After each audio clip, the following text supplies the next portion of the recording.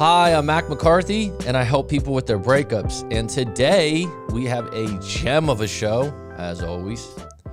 I have a live caller, a repeat caller that was a client of mine over a year ago, was in a breakup, got out of the breakup, got the girlfriend back, was in an LDR, got the girlfriend back again, I believe.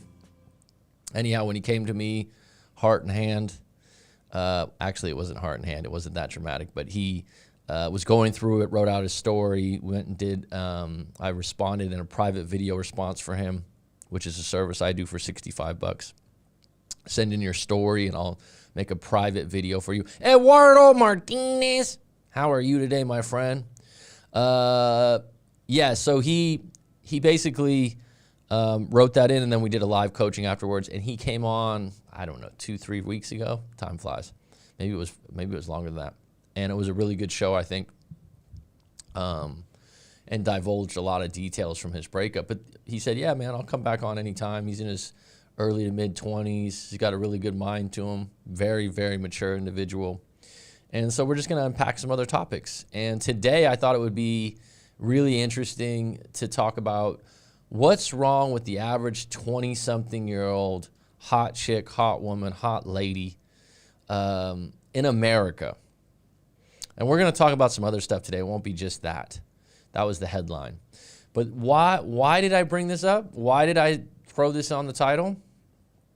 I've just been noticing on YouTube quite a bit. I don't know if this is just to grab headlines or get people more interest. I don't know if it's clickbait, but it seems like there's a lot of videos out there trashing women in America being too materialistic, being too money hungry, wanting too much from guys. And you know what? Full disclosure, I haven't lived in America full time for over 10 years. So I'm not the one to ask or judge. I do believe that individuals that kind of have this attitude that all women are like this and all women want this is blanket, vague statements that if you scientifically looked at it or you tested it, you'd really have to look at the micro environments or subcultures that they're hanging out in and what they're really filtering for. Because some men believe that they're getting all this bad luck or materialistic women or women that are just about money. But the reality, you have a role in those choices.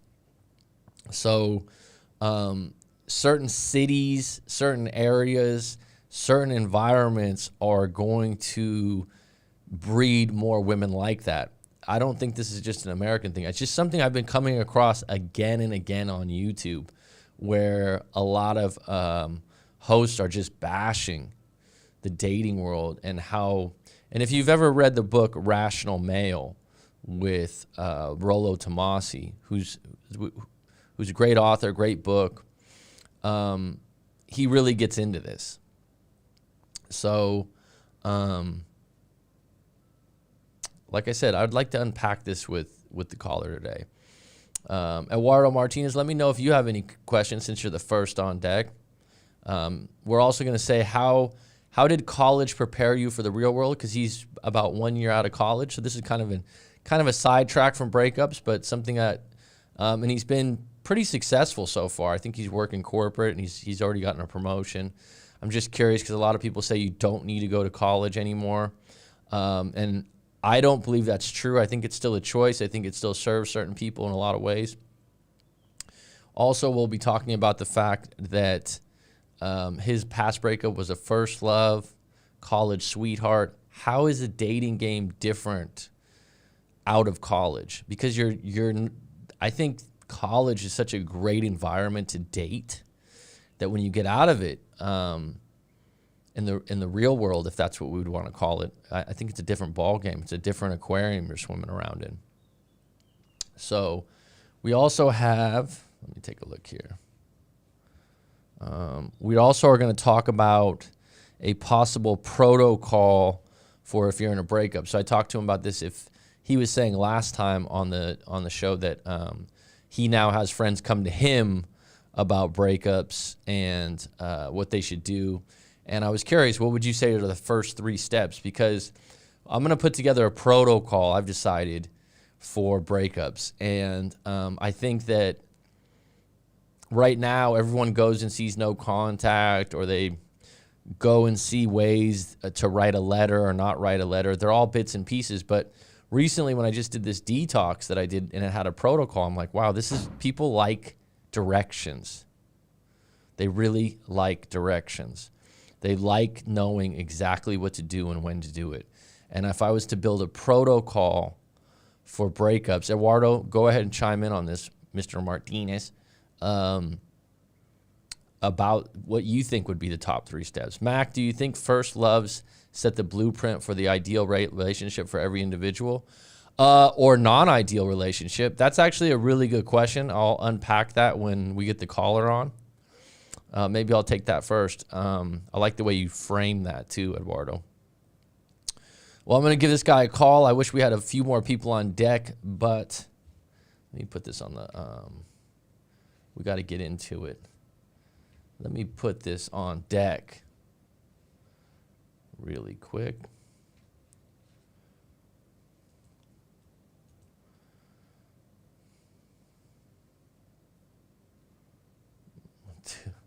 We've got 2. All right. All right, folks.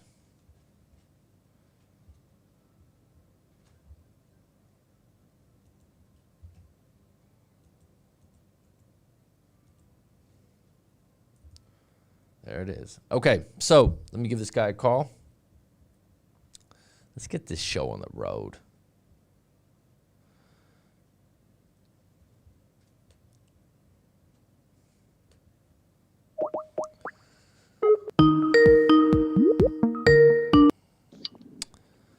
How you doing, bud? Doing well, Mac. How Good. are you? I'm excellent, bud. We're live. We only got 2 people on deck right now because I'm starting a little earlier than usual, but that's fine. We'll just get right into it, and I'll go with ML to call you. Cool. And actually, before we get started on the questions that I had that we briefly talked about earlier this morning, Eduardo Martinez, that comes on the live stream quite a bit, just said, do you think first loves set the blueprint for the, and I would say, correct me if I'm wrong, the breakup that you had would be qualified as a first love, right? Recently? Yes, for sure. Yeah.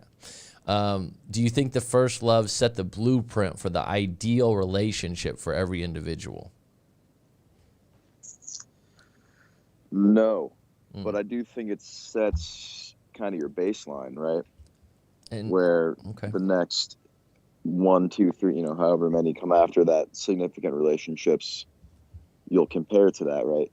Mm-hmm. When you don't have any relationship experience or any, significant where, you think this is my first love, or this is, the first time you're calling someone your girlfriend, or the first time you see a significant future with someone at a given time, you have nothing to base it off of. So you're kind of just going in blind, right? Mm-hmm. But once that ends, you now have these goalposts or kind of just like a net zero where you can compare everything from. So either something's a net benefit compared to what you had in the first relationship, or it could be a net negative, right? So this is better, but this is worse, right? So, but until you have that first experience, you have no idea how you feel about anything because you haven't experienced any of it. Yeah, because I often hear some clients go, oh, I know I shouldn't compare. I know I shouldn't. And I'm like, that's human. It's, you know what I mean? I think you should compare. But I just think it's the opposite. I think it's just human, though. I mean, it's not something, you know what I mean? It's like saying I shouldn't be hungry when you're hungry. It's like if you, if you had one thing that you have to realize, I believe is, and this is why writing out your story and talking to myself or someone else is really good, because sometimes you're jaded and you get bad information, or you just are wrapped up in a story that serves you. Is you really have to identify. I almost don't like the term toxic relationship because it's too broad. I at this point in coaching, I like to get specific. Toxic can mean 1,000 things, and to be honest, some people will call something toxic and it's pretty petty. You know what I mean? It's like they use that term Yeah. toxic, and it's just a dramatic term to me. Like, say what happened. You know, let's get specific. It's like narcissism. They're a narcissist. Specifically, what did they do? Right? It's like a blanket statement. So Yeah. you know what I mean by that? We use these big words and I think statements. specifically with narcissist or narcissism, I think that's probably one of the more overused terms, and I think Bad. people probably use that way more than it's actually. Like, if you were to talk to some kind of clinical psychologist to actually diagnose the problem, I'm sure Yeah. the amount of people who say they're dealing with a narcissist versus actually are is probably vastly different. But you can, it's easy to, read a couple things about narcissists and then take some of the more selfish or less than empathetic moments of an experience you had with your ex and peg them as that. But I think there's probably a lot more that goes into it. I'm not super well read on it, but I just know that term gets thrown around probably more than there are narcissists walking around, like true narcissists walking around. I agree. I hear it all the time. I hear it all the time.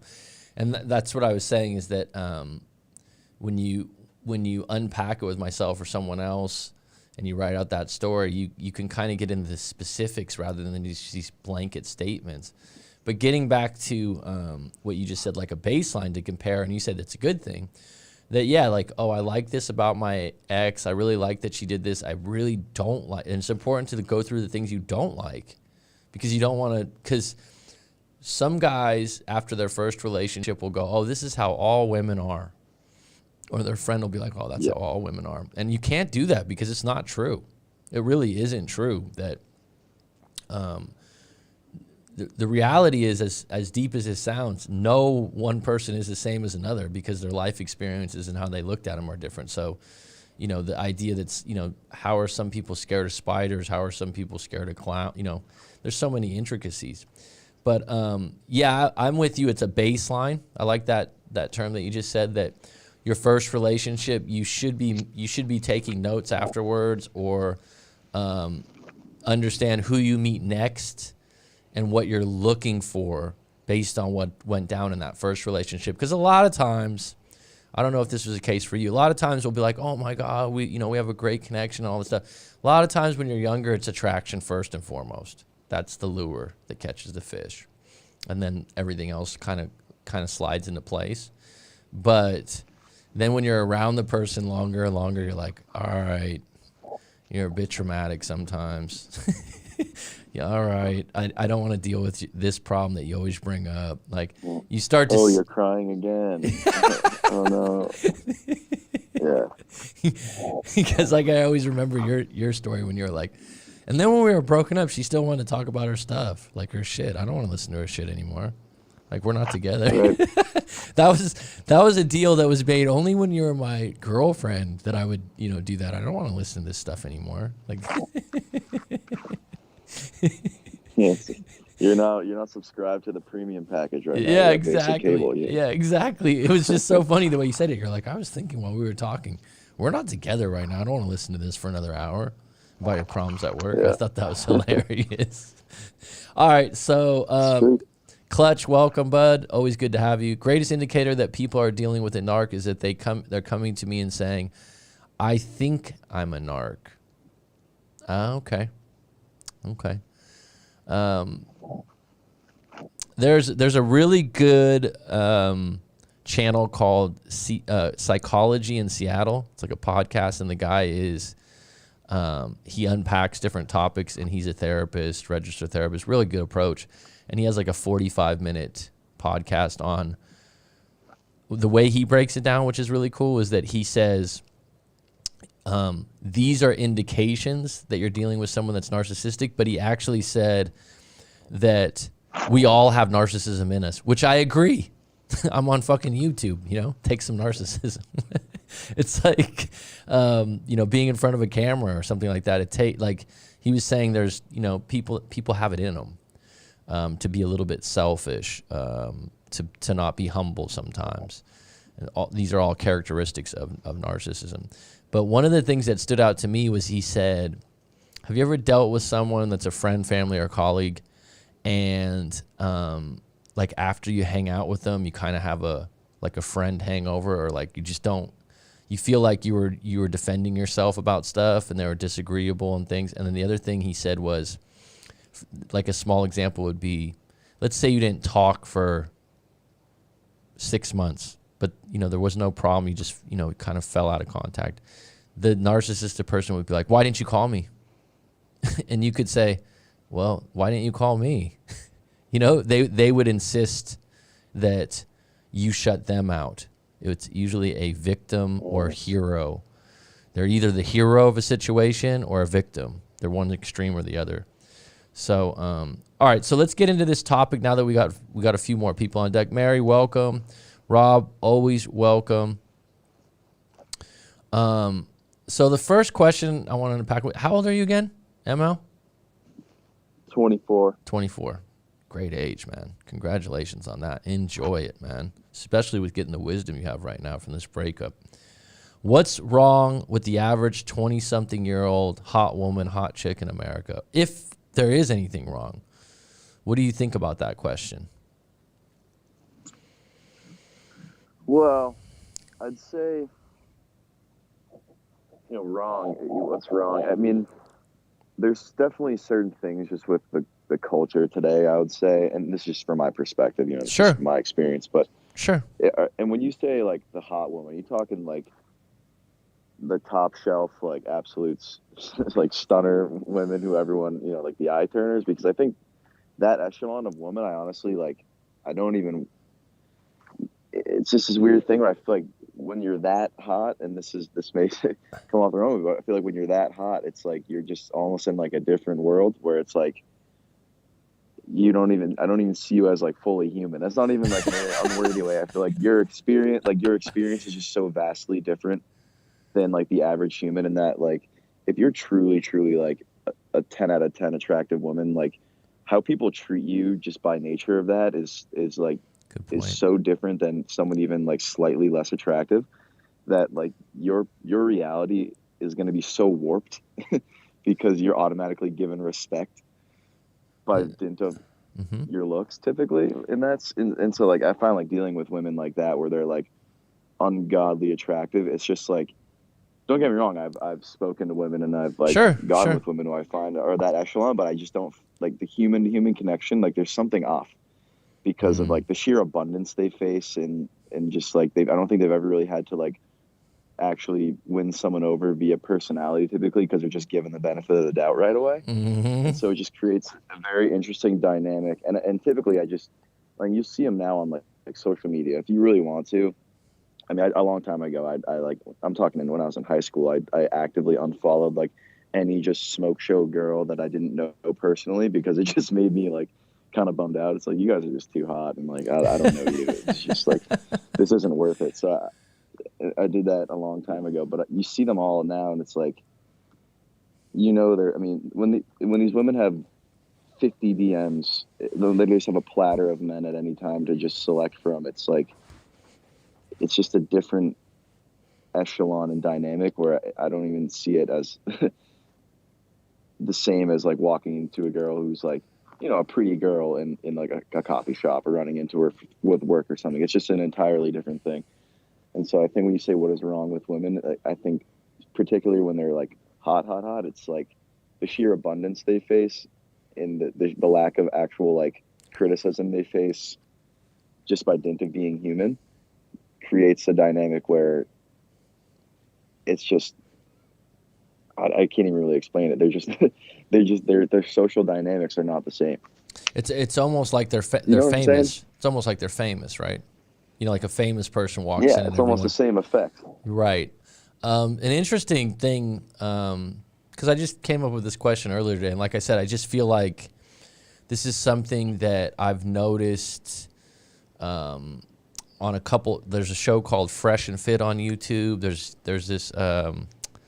There's a couple other channels, and I'm not saying anything bad about the channels, but they're all complaining and making fools out of these women that are materialistic, or they're looking for too much and whatnot. And one thing, being removed from living in the States, you almost when I come back to visit for a month, which I usually do for once a year, and keep in mind I'm in Northern California, so I'm not speaking for every area. the one thing that I notice is that the women that look good, they put a lot of work into it. So it's not like just pure natural beauty. It's, you know, the long eyelashes, the hair's done. There might be some cosmetic surgery on the chest. You know, cheeks are showing out of the shorts. There's strategic, tactical things they're doing to just get the edge on looking better.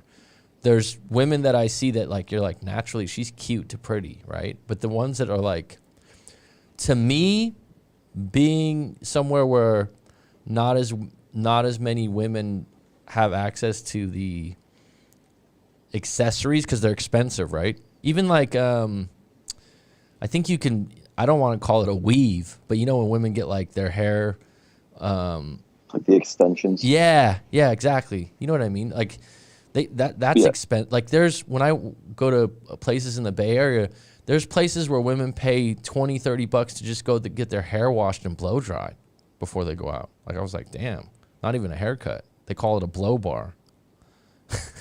And I was like, when I drove by, I'm like, wait a minute, that caught my eye. Oh shit, okay. But there's more work put into it. But on the other end, teaching at a university for years and coming across a lot of students, but observing them from a teacher's role where there's the best looking girl in class. This is what's kind of funny about it from the teacher's standpoint, right? And you look at it and you're like, oh, pretty, you know, good looking girl, whatever. Like, that's just human. You register. But that student usually always has a pet friend that's a guy that, like, helps her with her work or helps her with her stuff. It's crazy. I don't know if it's the same in the States as much, but they always have a pet friend and even a pet girlfriend. They don't study hard, and you're right, everything's easier for them. That, like, people go out of their way for them. And it's what I've equated it to is probably similar to when someone's born rich. If you've ever been around people that were just born, like, really, really rich, they don't appreciate things as much. They take advantage of situations. They're not, like, because I've had some friends that were born rich that are good people. They're not like, you know, they have good parents and they had good values, but they don't appreciate things. They look down on people quicker. One thing they definitely don't do well is they don't appreciate when people are in service jobs below them. That's one thing that I've noticed, that they don't go out of their way to say thank you or you know what I mean? Because they never had those jobs. I'm always like, I've been around like rich friends, and I'm like, damn, you're an asshole, dude.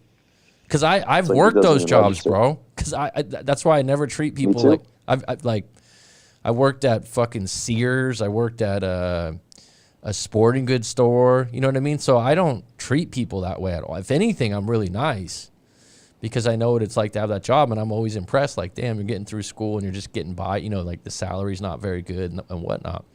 But I think it's similar with someone like you said, that's on that upper echelon. I like that word, of a 10 out of 10, where every guy's like that one, right? I always say, when you're at a bar or restaurant and you're with your buddies, and I certainly don't do this as much, but they go, man, there's a really hot chick over there, and you're like, yeah, I saw her 10 minutes ago, dude. We all saw her. You know, it's like everyone sees what you see, and there's ones out there where like everyone at the table's like, yeah, she's bad. And like those are the it's like a unanimous unspoken recognition. Yeah. That's what I mean. It's like, dude, I saw her 10 minutes ago. You didn't discover anything. It's like, oh, okay, yeah. But I mean, I think that what you're saying is true. Number one, it can be intimidating. Number two, you're coming at it from the point that you're like, they have so much abundance coming their way that they're almost annoyed sometimes. That's what Clutch had said in the past post. But what I think gets lost is, I think Jordan Peterson talked about this before. I know you like Jordan Peterson, Clutch, because you're Canadian, maybe. I'm a big Jordan Peterson fan. You like Jordan Peterson too? He's great. And as a fellow teacher, I like his approach. I mean, because he, as an orator and a lecturer, like his lectures are great, man. But he was saying, you know, a lot of people envy these billionaires, that are entrepreneurs. He goes, you don't realize how hard they fucking work. You don't realize how driven these people are. And it's true. You kind of just think like, oh, these guys came up with the idea for Google, or, you know what I mean? Like, they didn't do any work. But I've been around a few of them over the last few years, and they are driven. Just like Jordan would be for basketball or something, Like, they're hardcore, man. There's a reason they're making billions they of dollars. over-index in the traits and the characteristics that would make you excel and achieve at that level, often to the detriment of others. You know, if you see a lot of these like billionaire guys, sometimes like their family, structure is a mess, and they neglect those relationships. It's always a give and a take, but you'll see in that echelon of men in particular, it's typically a yin and a yang, where that commitment's there, and then you'll find like total despair in other areas that comes in the form of that sacrifice to get where they are. Yeah, because it always puzzled me, like, why wouldn't you stop at 100 million and just go on an island somewhere and chill at a beach? I'm like, why would you want to make $2, $3, $4 billion? I mean, 10 million to me, but we're all different, right? But what I've found is the thing that really drives people, and this is just from talking to a lot of people in coaching and just my own journey through psychology, and is how much you were neglected or bad at something, almost shamed when you were young or even in your teen years. That will drive you in your 20s and 30s to be good at that. So, for example, the classic, I grew up with nothing, and now they're millionaires. Well, they're driven to make money, more money, because they never want to be poor again.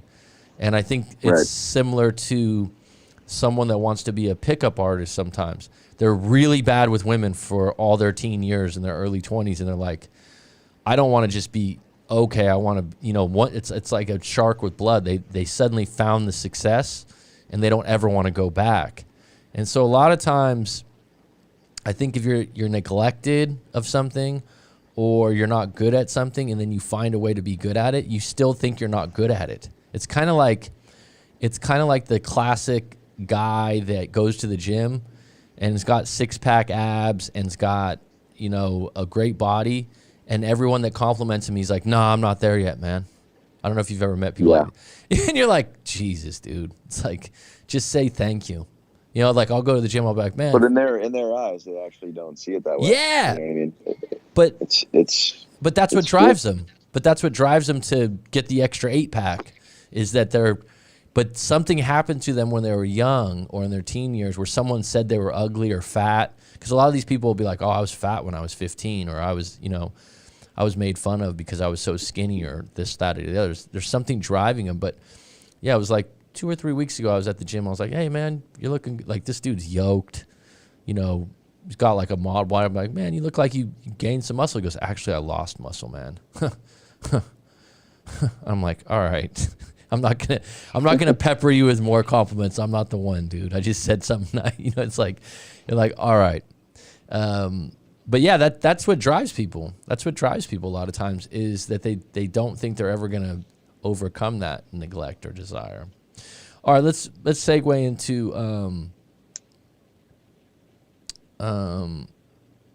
what do you think? This is a totally different topic, but being that how many years are you removed from college?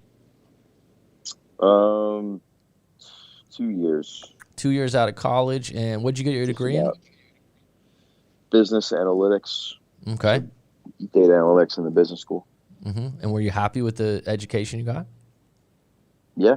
And do you find it useful for your job now? I do, yeah.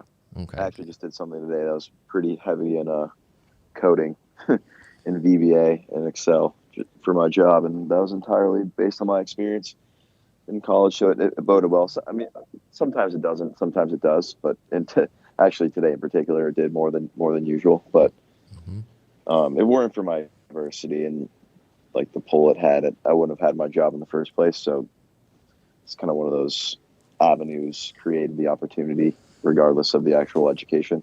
And you went to college straight out of high school? Yes. So here's what I'm curious about is going from, was your college far away from home? Yep. In a big school? It's like 8,000 undergrad. Okay, so not too big, but big enough. So almost was it a private school? Sounds like a private school if it's 8,000. Yeah, Yeah. private school. Okay. So what do you think, this is an interesting question to me. What do you think about the dynamics of from being in a university culture, environment?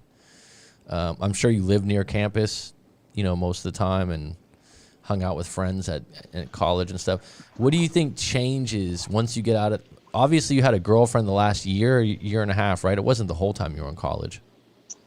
No, yeah, it was only my senior year. Yeah. So what do you think about the dynamic going from, because I always tell people, and I haven't been in college in a long time, and the ironic thing is my junior college, I probably partied more and went out more than I went to San Francisco State, which was actually like what we call a commuter school. It didn't really have, like, people didn't live around that university because it's not a fun place to live in the city. But bottom line is when you're in college, you're rubbing elbows with women your age that I don't want to say they're all driven, but they're all having a goal to get a degree like you. So they, you have that in common. And I just feel like there's a lot of options. Like, you don't need to do dating apps when you're in college. I think you can. I think that might enhance things, but you're seeing women every day of your age of different varieties. And like I said, they all have the same structure in that they're going to school and they're working towards a degree. So you have that in common, if not the same major possibly.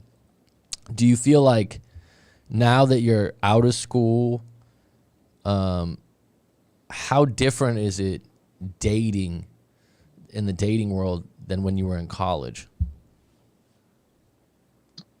Yeah, I actually have a lot of thoughts about this, but I will have the caveat too that Sure.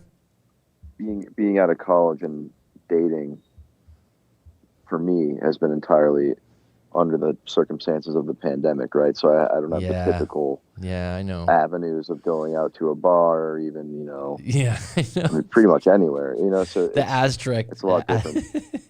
Yeah. Yeah. But I will say this, and there's actually a kind of an excerpt from Models by Mark Manson that spoke to this. It's kind of a scenario he put forth, and I identified with it quite a bit. And I can touch on something Jordan Peterson said, and the principle applies here. When you think about, so Jordan Peterson talks about dominance hierarchies, right? I don't know if you're familiar with that notion. And so, yeah, and so your dominance hierarchy within college is smaller because you're just within that specific community, especially when you're at a relatively smaller school like I was. But even if you're at a larger school, your actual circle that is known is typically, pretty manageable, and it's fairly small. So your dominance hierarchy is vastly different than once you're out in the real world. When you become a senior in college and you live in the off-campus house and all the bartenders because you've been going to the bars for 4 years. Yeah. You're well connected. Yeah. Your status relative to those around you is a lot greater, and therefore you in turn are just generally more attractive than once you move to a big city, for example, after college, and you're just a smaller fish in a bigger pond, right? That makes total sense. I know exactly what you mean about it, and good way to articulate that when you're all the bartenders. You're off campus. You got the best house you've had when you were a senior. Go ahead. Yeah, when I was just meeting my ex-girlfriend early my senior year, I remember there was one night when there's a big line at the bar that I knew the owner of, and I just texted him saying hey, can you let me in the side door? And that was just me and my future girlfriend, and that was such a baller move I was able to pull just because I was well connected at the time. But I'm not going to be able to do that at some bar downtown in the city. You know what I mean? And so it's just little things like that, but your sphere and therefore your place in it is relatively a lot higher. You have a easier time attracting women when you're just this well-connected older guy in a scene, right? And so I think that's the biggest adjustment period, is entering what is a different dominance hierarchy. Things readjust. even when you're like the most social guy, Mm-hmm. you know everybody in school, and you go and you end up working a ton of hours at your new job, you're low guy on the totem pole at your job because you're, an entry level position. Your position in the dominance hierarchy vastly shifts. And I think even if you're in a relationship leaving school, the relative positions you're both in your respective hierarchies are different. Not to mention if you have a girlfriend and all of a sudden she's in a new hierarchy of her company, maybe there's some guy a couple years older who's doing well, and all of a sudden relative to you is looking more attractive now. And I hate to look at it entirely in those lenses, because obviously there's more to it than just your dominance hierarchy position in it. But I do think that plays somewhat of a factor. And so there's just an adjustment period, and I think things can shake out, and you have to kind of re-find your footing and where you sit and how you can advance within what your new environment is and what your new hierarchy is. I agree. That's a great answer to that question. I wasn't expecting that you were going to go in that direction. But I would agree. I'd never put it in those terms, but I know exactly what you mean.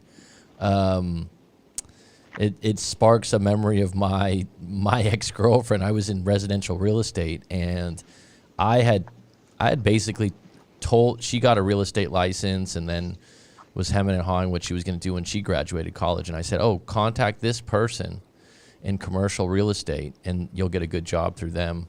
And she ended up working with some really heavy hitters as a personal assistant for like this guy that was, and here I am, second year in residential real estate, scraping and clawing. So I know what you know what I mean? I know what you mean. Yep. And she's telling me about like, oh, he's got this client and that client. And she wasn't into the guy that she was a personal assistant. The guy was kind of a dork, to be quite frank, and a nice guy. Like I say dork with affection. There's cool dorks. But, and he was one of those guys when I met him, he wasn't a snake. He's like, hey, Mac, shook your hand. Like, to me, whenever your girlfriend has a friend or someone they work with, and she talks about them or is friendly with them or goes to lunch with them, when you meet that fucking guy, if he's a good guy, he should shake your hand and look you in the eye and have a little conversation with you. You know what I mean? It's like respectful. Yep. If the guy avoids that, I'm like, snake. I had a situation like that. You know what I mean? And I did meet the guy, and he had a girlfriend as well, but they were like both, everyone was the same age, me, her, the guy at the work, and I met him, and he was actually a really nice kid. Like, and I didn't get snake vibes at all, and I feel like I can usually snuff that out. Yep. And it's definitely a real thing, and I think you're right. It's just an intuition really that you have to have, but because hopefully your radar's on point. But it's a real dynamic. I've been on the other end of that from being a teacher and working with. I remember I was working with a woman that she was like 21, 22, very good looking, very attractive, and her boyfriend was also here doing some volunteer work, and very nice guy. I'd met him before, but she kind of liked me. She used to flirt with me a lot, and I never crossed that line. And whenever I saw her boyfriend, I always said hello. Like, I was always respectful because I met him. We had a drink. You know what I mean? I'm not going to cross that line. That's bad. You know what I mean? It's one thing to be cheating with someone that has a boyfriend already, but you as an individual, I'll go out of my way if a woman's my friend or colleague, and she's got a boyfriend or husband, and we're at a cocktail party, if they even do cocktail parties anymore after this fucking pandemic. Sounds like an old term now. It's like Mad Men. But you know what I mean? Like if you had a Christmas party or something like that, I'd take time and talk to the guy. Because I also would be thinking, hey, just want to let you know I'm not a snake, your wife's a nice woman. Like I think it's respectful. It's an empathetic thing to do. You can imagine what he's thinking. Yeah. And you want to be able to be like, hey, I'm not trying to cross you. But it's also like you said, I've had it on the other end where I was that girlfriend I went to a Christmas, and there was a couple guys from her office. You could just tell the guys were just fucking rude and cold to me, and I was kind of like, okay, I know what this is about, dude. So that's interesting the way you put it, because it affected our relationship. Within 3 to 6 months, our relationship went from 100 to 0 really quick, because I felt I was ultra confident throughout the relationship, but hearing about someone being dominant at her work and we're kind of in the same field, You know what I mean? Real estate, even though it was commercial compared to residential, it was hard on my ego at the time. Now I could handle it fine, but it's interesting how you put that. And then I call it subcultures in different cities, in different places where I first realized this when I lived in San Diego and there was surfers and skaters everywhere. Like from the Bay Area, we had some people that did skating and stuff, but like there were people for the first time that said the word gnarly in San Diego, and I was like, what? Dude, let's charge it. Like, let's go to the beach like right now, man. I was like, what? People really talk like this shit? So it was just a different subculture. I remember being around people like that, and like I didn't wear flip-flops, like the style, everything was different. So when you come out of college and if you have to move to a new city, sometimes the hierarchy is judged by your clothes and how you adapt to the environment and what they do for fun and different foods. So there's all kinds of things involved in that. So that's interesting that you realize that already, but you're not at a point where you're bitter about it. There's a lot of people that I think that they're like, oh, this is fucked up because women just care about money or women just care about this. You're not saying that the way you said it. You're like, no, this is the way it is. It's social dynamics. I mean, it's the way it is. And at the end of the day, if you think the sole reason a girl like chose someone else over you is because of money, then you have to think to yourself, is that the girl for me? If a simple allure of like a little bit of more money or like some kind of lifestyle is going to cancel out your entire connection, then I think you could sleep well at night knowing you dodged a bullet. Yep. And also guys that make that an issue probably have issues with, I've thought about this before because I feel like right now, if you look at it, you're right, when we were hunters and gatherers and there was Native Americans and there's cavemen, a man was measured by bravery, courage, hunting, and probably war, right? Protecting your family. I mean, that's, and so like when we talk about masculinity and you have a Navy SEAL or you have, I don't know, an athlete, right? These people like a fighter, right? These guys check all the boxes for women because they have that courage, bravery, strength being portrayed. They can protect and they make a bunch of fucking money and they also are popular, right? Which is the social, what do we call that? Social proof. Social proofing. Thanks, bro. And so they have all that, right? But when someone starts complaining about money, especially in a place like America, where it's important, it's kind of part of the culture.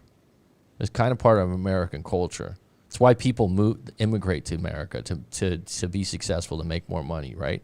Whether that's true now or not, but now where I'm going with this is the caveman was measured by, can you hunt and get me food and protect me?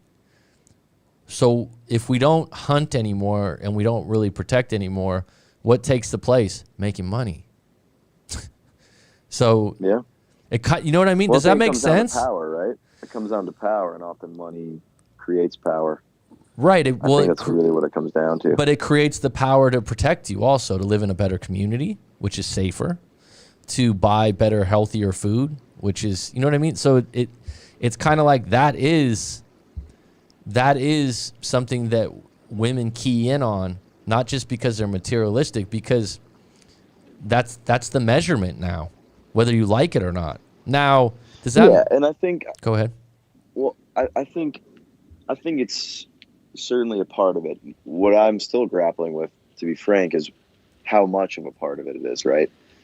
Is it entirely, hypergamy, as people refer to it as, right? Is it entirely about social hierarchy and marketplace value of dating and things like that? Or is there also the element of like your connection with them and like actually how like you make them feel and things like that are aside from the more external? Well, I still wonder that to this day. I don't know. That's great. That's a great thing to bring up. Here's my take. There's never been more external content distraction in the world than now. So social media, Netflix. That's why recently I was saying, like, really look at who you're dating and who you're seeing and what kind of content they're digesting regularly. It's really big. It's really big. Like, think about this one. What kind of music do you listen to? I'm just curious. Well, a lot of different stuff, to be honest. I'm a musician, so I'm kind of all over the place. Oh, okay. But what's your favorite genre? anything from, I would say, it's actually a hard question. Like, if you could see a playlist, I'm really all over the place. But typically, like singer-songwriter type stuff, or even like pop, and then I listen to a lot of rap too. I am pretty diverse. I grew up with hip hop, being in the Bay Area, and I like hip hop, but like the message now is pretty tough sometimes. There's some bad lyrics out there, like that. The programming that's into that, dude. I remember I talked about this on a live stream a few weeks ago. So when I was a kid, I'm 40 now. When I was a kid, like, I used to get shit on cassette. That's how old I am. At the warehouse, right? Or Tower Records. I don't even think you've seen one of those places. But you get these. But it was right when they started parental advisory, where you'd have to get your mom or dad to buy the fucking tape. So, and I was probably like 8 or 9. And I had a sister that was 5 years older. So my sister had like cool music, right? Because she's a teenager. So my sister used to like reggae quite a bit and some oldies, but she had some rap too. But anyways, Bay Area had a lot of like underground rap. Rap was big, and our radio stations were big. So I'd be like, I remember the Tupac. This was before Tupac was even popular. And there was a song called Brenda's Got a Baby. And my mom was like, I don't know if you've ever heard that song. And basically, like the song, he's like, Brenda had a baby and threw it in a garbage can, and it was dark. It was dark. And my mom was like, this is disgusting. I'm not going to buy that. And like looking back, I'm like, yeah, dude, it's not a song for an 8 or 9-year-old, actually. Like some of the dark, like, and then you look at my mom's generation, and my mom, like now when I go to visit, my mom will have her radio station like on Sirius Radio. She gets one of those channels, and it's 50s and 60s music. The mood's so different. The theme's so different in the music. It's upbeat. It's kind of happy. But I think these things affect where I'm going with this. I'm kind of taking a wide berth on this, but where I'm going with it, it's especially hip hop, which I still listen to. I still like my E40. I still like Tupac. I like a lot of old school rap, and I like it. But some of the messages, like Drake giving people 10 grand to go on a shopping spree when they're poor in a video, is a little twisted. So it's like, I think that bleeds over into this materialism in America. That, you know, if you don't have a lot of money, then you need to make a lot of money. And that's not, I don't know if that's women's fault, or it's the subculture of America that we are bombarded with, you know, having to make more, be better, be bigger. One thing that you don't realize, like when I come back to the States, I can't believe how many guys have giant trucks, like big trucks. And this is going to sound crazy to you. The amount of people that have boats and trailers too. Like that's, you get your big truck, then you get your ski boat, then you get your trailer that you never use. Like they're everywhere, you know? So it's one of those things when people say that, that they feel like women are materialistic. I think it might be a cultural thing. And a lot of these guys don't realize that they're actually interested in those kind of women. They just want them to be nicer to them. They just want them to be easier. Still women to women, right? They're still, I mean, there's some women who all they care about is, like, I know a word being used now in the younger generation is the clout, right? They just want to be in the most elite and the coolest crowd and be in the nicest restaurants and hotels and clubs and blah, blah, blah. But, you know, there's some women who don't care about it. That I think it is an individual thing, maybe at large. And can you blame them to see allure in a more luxurious lifestyle? I think we all do. I think what it comes down to, though, if you really think about it, if men are given the burden of having to financially up their status. It's all about, status in the hierarchy, right? So if it's all about improving your financial status, because that in turn brings status and power and building sort of a pedigree, if that's our task, then what is the flip of the woman? It's typically to be more attractive, to be hotter, right? The powerful man wants the beautiful woman. And so what's actually a worse burden to have? What is entirely in someone's control, or obviously circumstances make it. It's not like, oh, you just go and get rich. It's easy. But, one can make sacrifices and work hard and bolster themselves financially. But to a certain extent, you are how you look. You know what I mean? And you can obviously put the work in. Again, maybe money can buy you a new face if you know the right doctor. Yeah. But here, what actually is the harder burden? You want to hear some caveat to what you just said, though? Here's an interesting thing. A few people I've known that weren't like my best friends, like kind of friends of friends or people I went to middle school with, but you know them along the way, right? Like you heard so-and-so got married, ... Yeah. And I remember there was a kid I went to school with, and my mom stayed friends with his mom, and he got married. And my mom's one of those that she never says like, oh, this woman's beautiful or that guy's good looking. She doesn't overdo that. Some people think everyone's good looking, some people. And she was like, oh my God, Matt's wife is just gorgeous. She's just beautiful.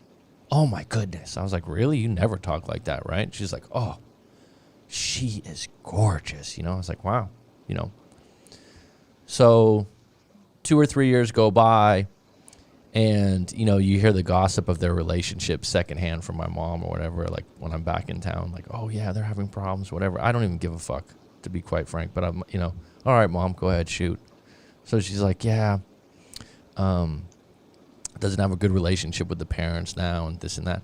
So after she had her second kid and her body went, changed, let's say, she went in, she cut her hair, which is common, they say, like cut her hair, like butched her hair, and just totally went into crazy mode, like postnatal, I don't even know what it's called, but like basically lost some of her looks and went nuts. And someone could say, oh, that could be this, that could be that. I don't know the specifics, but it's a hard fall. From, you have 2, 3, 4 kids, and I've seen women that I went to high school with like 5, 6 years later, and I'm like, geez, just a meat hound.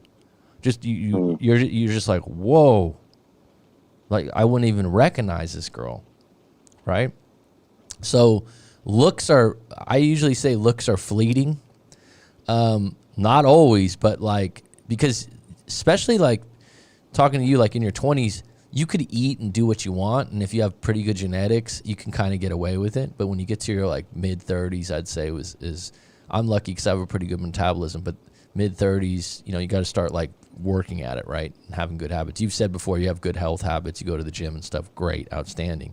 But there's some women that 18, 19, 20 could do whatever they want and look great. But that looks thing, it's fleeting. It's fleeting. It's one of those things. It's not guaranteed lifetime, man. It's not guaranteed. Right. It's not, and it's fucked up because, like I said, some women. I mean, I have a relative. His wife had 3 kids, and she looks the same. Like she looks the same. She looks great, and you would never know it. She had like 3 kids, and then someone else. But this particular guy, they ended up getting a divorce. And I think that because she was so good looking and she identified with that and got loads of attention, that when she fell off a bit, it just broke her, and it broke their relationship. Yeah, your identity shifts. Right, dude. It broke her. Identify with, I am an attractive woman. Yeah. And all of a sudden, objectively, you're not. Yeah, yeah. So, literally, she was one of those too. My mom was saying that they would have like, for example, like a boxing night, where you get a fight. I don't even know if people still do that now, where you pay for the fight and you have all your buddies over and shit. It's kind of a guy thing, right? It's I do it all the time. Yeah. It's. I mean, you could have your girl come over, but sometimes you have guy stuff. You know what I mean? So, and which is good for you, by the way. Guy stuff's good for you. Like guys that always want to bring their girlfriend everywhere. I'm like, dude, Like, there's certain things we Full just do. suspect. Yeah, we just do fucking guy shit sometimes, man. Leave your girlfriend at home so we don't have to, be PG and talking. So, she would randomly like show up to those events and like walk in front of the TV. You know what I mean? Like, to get attention. Yeah. Because she knew she was hot, right? And be like, oh, I'm just gonna grab a few things, or I'm gonna do this. And so, like I said, the looks trap.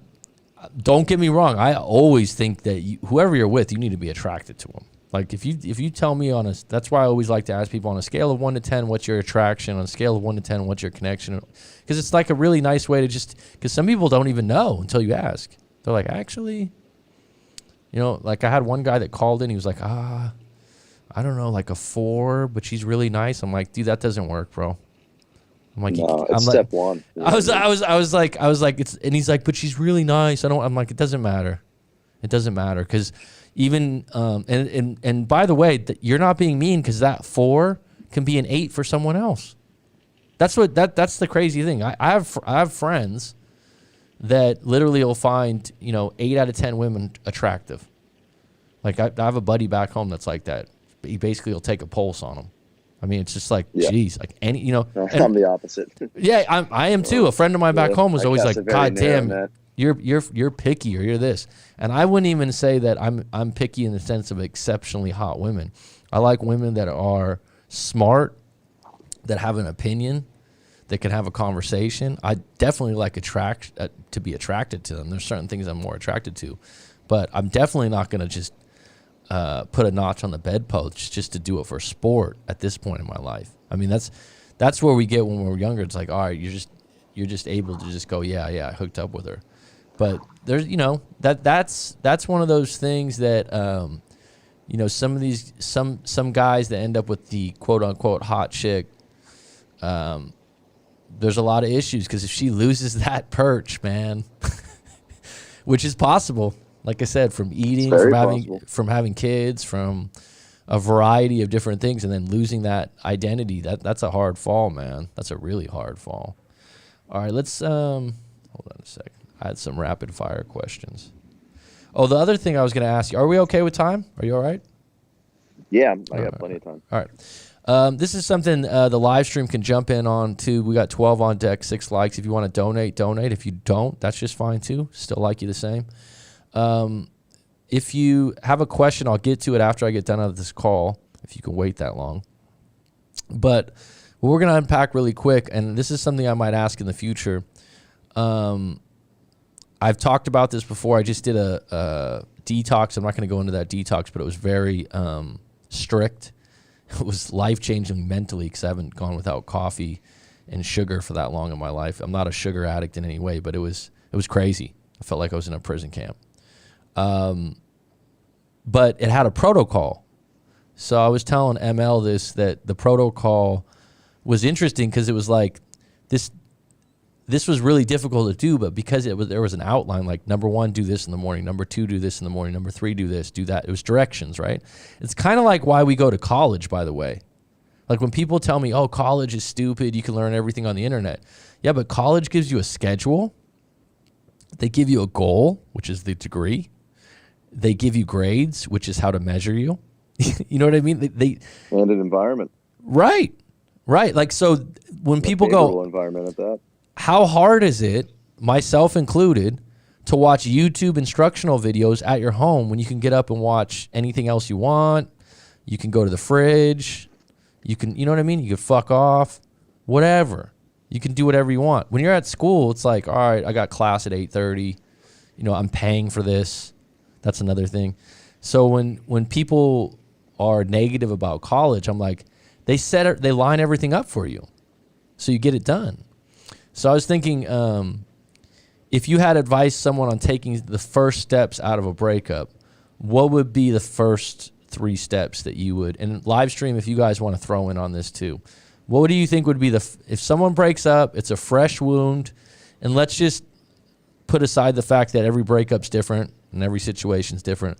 You got your friend calls you up, your colleague calls you up, your relative. I just broke up, man. What would you say would be the first 3 steps? Well, I think there's kind of twofold. It's what you do in relation to them and then what you do for yourself, right? But Good point. I think the obvious in terms of your relation with them is enter no contact stat, like to your best of ability. Some people have, like entanglements, like you mentioned before, where you kind of have to keep up some communication if you own a business together, or you have kids or whatever. But if you're younger, like me, for example, and you have no real reason to speak to them, just completely enter no contact with no end date in sight, right? Like no 30 days or whatever, just no contact until they contact you. I think that's immediate. As soon as you can do it, do it. Like if you get broken up with, she's like, I don't, put a bow on it in that moment, be like, I don't want this or whatever, and be like, but thank you and have a good night, whatever. And then just, that's it. You don't contact them anymore. I think that's first and foremost. Okay. But then once you're, I think, so that's more of a logistical thing, but I think that is very important. Beyond that, I think you need to take inventory of yourself.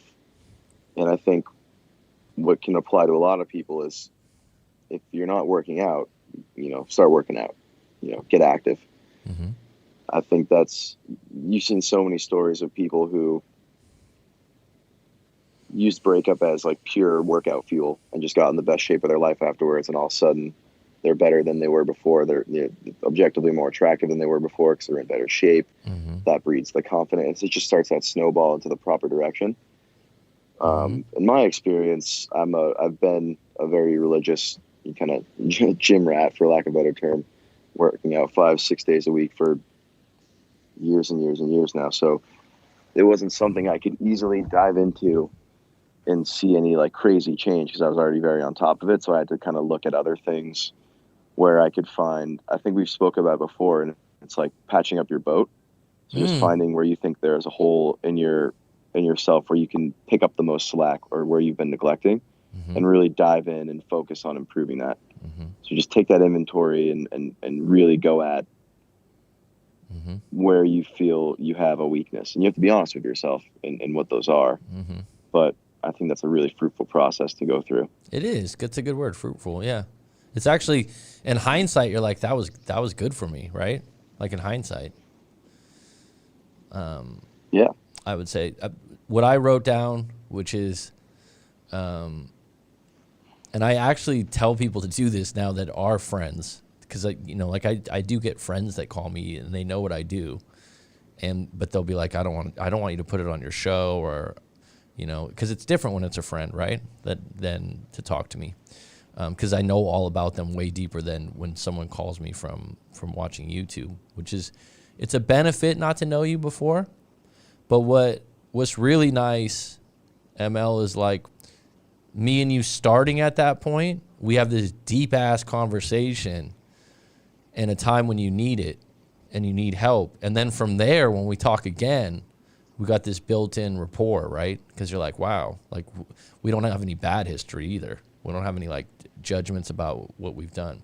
But my thing would be, number one, I agree with you about the no contact, but I would say before you could probably do no contact, you have to figure out if you can accept it. So if you were dumped, or they broke up with you, or you broke up with them, or it was mutual, or it was a break, my favorite, then you got to figure out how you can accept it before you can go into no contact. And some people need to, I don't suggest you write a letter or anything like that, but some people, they do need to do that because there's this gray area they're in. And a lot of times guys, myself included when I was younger, will want to carry out we're broken up, but we can still see each other and hook up. Yeah, I did that. Right. Fire. Right. And even if, myself included, I always tell people I'm a coach, I'm good at what I do, but I'm no angel, I'm no saint, I'm no perfect person. And yeah, like you still want to hook up, you're still attracted to them. You don't have someone else you're hooking up with. And actually, correct me if I'm wrong, sometimes the sex and the intimacy is better because of the emotion, because of not seeing each other, because you feel like it's on the line. So in that case, find a way to accept that you're going to go into this breakup, and then consider that if you're, and by the way, this should be clarified, you really are broken up, because some people are like, yeah, we're kind of broken up, like we kind of had this talk, but we didn't officially figure it the fuck out. Like, where are you at? Yeah. A friend of mine did this to me recently. He was like, yeah, like we're kind of look like we're going to break up. I'm like, just tell me the truth, dude. Like, well, it's kind of embarrassing. She fucked around on you? Well, kind of. I'm not sure. I said, did you fucking ask her? Well, she showed me text that she was talking to another guy. I'm like, well, what is this? Like, you're going to accept that or not accept it? Well, right now, because we had, like, he's like, we're married, we got kids. I'm like, I understand. So, like, what, you know what I mean? You going to accept it? I'm not telling you can't. But this idea that you're kind of broken up or you're not, you got to make a choice, right? So I would say that be very clear that you are broken up, but also, and this is not just because of my website, but I think writing out your story is very important. And I just told that friend this recently. I said, I know it's like writemac.com is and he's like, yeah, dude, but I just want to talk. I'm like, before you talk to me, write it out. It doesn't have to be perfect. I'm telling you, it'll help you get the thoughts organized, and you'll be surprised what comes out. Because a lot of times in your brain, you come back to the same shit that's the most emotional, but when you write, you have to continue. You know what I mean? You have to go to the next scene. You have to go to the next part, the next part, the next part, so you get more out. So I would say... Yeah, and it's explicit, too. It's not just thoughts wafting around. It's something that's concretely written down. Yeah. So people will tell me sometimes that have watched my channel or even been on the live stream, they're like, actually, I should have wrote my story a long time ago to you. Like, they've been out of a breakup for a while, because they were like, it was just therapeutic to write it out. I didn't realize I had all this shit. So I would say find out why you broke up, if you can accept it or not. Then write your story. And then... answer some questions, and I think you know what I'm talking about, because when I do a live session, I send you a group of questions, and the questions, to be honest with you, they're not groundbreaking. They're not like, oh my God, but people go, wow, these are good questions that you're not considering. Like, why did you break up, in 2 sentences? What do you mean? I just want to talk about her hurting my feelings and throwing my keys in the gutter. No, but why did you break up? Well, she drinks too much, and I'm tired of her going out on the weekends. Okay. Let's just get clear on that. And then why do you want her back? What are your goals? Like, asking yourself these questions can really put you in the present and get you in a reasonable state. So that's what I would do also, is even if you didn't have my questions, write out a set of questions that are questions to yourself. Like, why am I breaking up? Like a who, what, where, when, why, and journal that out. Yeah, I did an exercise myself, probably 2 or 3 weeks after I had broken up. Mm-hmm. I hadn't talked to you yet, but I basically wrote out what I liked about myself in the relationship, what I didn't like, and then what I liked about her in the relationship, and what I didn't like. So it's kind of like 4 quadrants, and it just helps you put everything into perspective and also see the good and the bad. I think a lot of times if you break up, you just look back on like the pure fond memories you have and not actually think about the shit portion, and there's often more of that than you like to look back at until you have some more clarity. Mm-hmm. But I think if you force yourself to really be like, what did I not like? What was the worst part about this? Like, even when I felt good about the relationship, what was something that I hated about this? Because usually there's a thing or two or several. Mm-hmm. And to be able to put that into paper, it's really helpful to put it in perspective for yourself. Mm-hmm. Mm-hmm. And I even tell people, because you sound like you'd be a very good writer. You sound very thorough. But even if you're not, write it in your own language. I don't like when people write me a story. I'm like, I'm not the grammar police. I've been a teacher for years. I just need, it needs to be coherent. Like when, I need it needs to make some sense, but this isn't being judged for publishing. But so I would say write your story, answer some questions, whether that would be from me or you write out your own, like you just said, like you just come up with, what did I like about the relationship? What didn't I like? These theme type questions that are big, and journal it out. And then I would say talk to a coach, therapist, or an unbiased person you respect based on their past relationships and character. So what I mean by that is if Uncle Steve is someone that's been married 20 years and you've always had a close relationship with him and you really respect who he is as a person, then maybe talk to him. But don't just talk to Ricky, Rob, and Joe that are your buddies but have been in and out of relationships for 5. You know what I mean? Because they're just going to project their problems onto you. They're just going to say, she's a hoe, man. I knew it. It's like... Yeah, look at their track record. Yeah, exactly. And it's like, what's really interesting about that, and I've realized, is like we've got some really good friends, and a lot of times our friends, they're really good friends because you just went to high school together and they were at the right place at the right time. They weren't really chosen, or they lived down the street from you.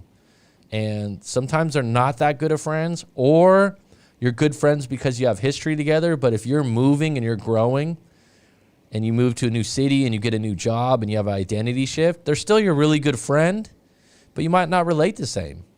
And if your friend's kind of in the same zone, they kind of want to drag you back to where they're at.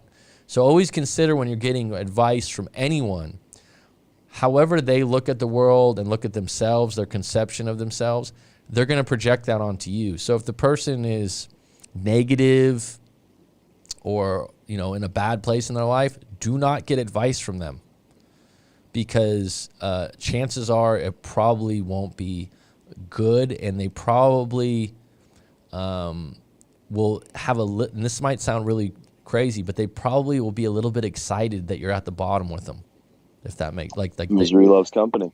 Yeah, you know what I mean? Like, hey, dude, let's just go to the fucking bar, bro. Let's just get wasted. That's what you need to do, and just find someone else. Like, that's what they would do. Like, and they would think, this is great. I got my pal back. So, and then like you just said, the other thing I wrote for 4 and 5, then figure out what went wrong, what you did wrong, what you will be doing moving forward. Also strain through the parts that you won't miss about your ex. But I'd also say one of the most important things I do as a coach is I go through the parts where you think you may have done something wrong. And this is especially true for men. I fucked up, man. Like I should have went into no contact earlier, Mac. Like I fucking called her for a week. I was pathetic. It's like, well, this is your first breakup. Now's the time to go into no contact, and you can start it now. You know, like the reassurance part of you didn't fuck up. Like it's all a growing part, and just because you need to be able to extract your lessons. Right. Just because she said something like, you have low ambition, or that's a popular one. I just don't like that you flirt with women all the time. You have to come back to this. Do you believe it's true? Sometimes guys will be like, I don't even think I do that. Well, then don't fucking say sorry. If you're being honest with yourself. Yeah, I think girls, when they're breaking up with men, typically say things they think they're supposed to. Like, if it's just a loss of attraction or something like that, like sometimes it's hard to put into words when they're trying to find a logistical reason to tell you. And so I think there's a principle to follow. You have to take things with several grains of salt. If it's like, I need to find myself, or I'm struggling, or this and that, like it's all of the same flavor of like, I'm not attracted to you anymore enough to want to be in a relationship. And I think like reading too far into words is just going to send you on a wild goose chase a lot of the time. That's why it's good to, I think, if you talk to the right person, they can go, hey man, don't believe it just because she said it. You still have free will to go, I think that's bullshit. I think I'm a pretty good dude. It's like the amount of guys I've had where I end up talking to them, I'm like, sounds like you've been a pretty good boyfriend. You know what I mean? Like, sounds like you actually didn't do much wrong here. So, like, stop saying sorry and stop blaming yourself. Sometimes there's a place for that. Sometimes there's a place for, yeah, you did mess up, but you got to learn from it. So then the final thing I said, just develop some action plan or habits to get in better shape, fix your mental, get your money, whatever. Find your holes in your places where you can control. Okay, so I'm going to close this with, I told you earlier, some rapid fire questions like the great Tim Ferriss has on his podcast. And if you're okay with that, I'll just shoot some questions and come up with what you come up with. Is that cool? Yeah, let's do it. All right. What would you put on a billboard if you could put anything, any message? Take a breath. Ah, cool, man. The great Wim Hof. Wim Hof says, breathe, motherfucker. Yeah. You know who Wim Hof I is? Have forgot you ever about seen Wim that Hof. guy? The Yeah, yeah. Iceman? Ah, I love that Made me guy. take cold showers for like a summer straight. It Yeah. was actually pretty awesome. Yeah, he on Tim Ferriss' podcast, he was like, they said, what would you put on a billboard? He goes, breathe, motherfucker. Take It's a true breath. though. I say that in the form of like mindfulness and Yeah. not Did being you, worked up with the past or the future. It's something I've been working on quite a bit, and I found it really helpful. did you It's read just did you read the book take a breath Breath and by be in the present moment. Did you read the book Breath by James Nestor? I have not. Okay, that's the one you want to check out then. That'll correlate with exactly what you just said. It's called Breath by James Nestor. I'll send it to you in an email. Okay, what was the greatest moment in your life? Ooh, that's a hard one. Whatever pops up first. I'd say the first time I won a boxing fight, Cool. Like a because bare the knuckle or confidence it instilled in me. like It's what? no, like a sanctioned boxing fight. Sweet.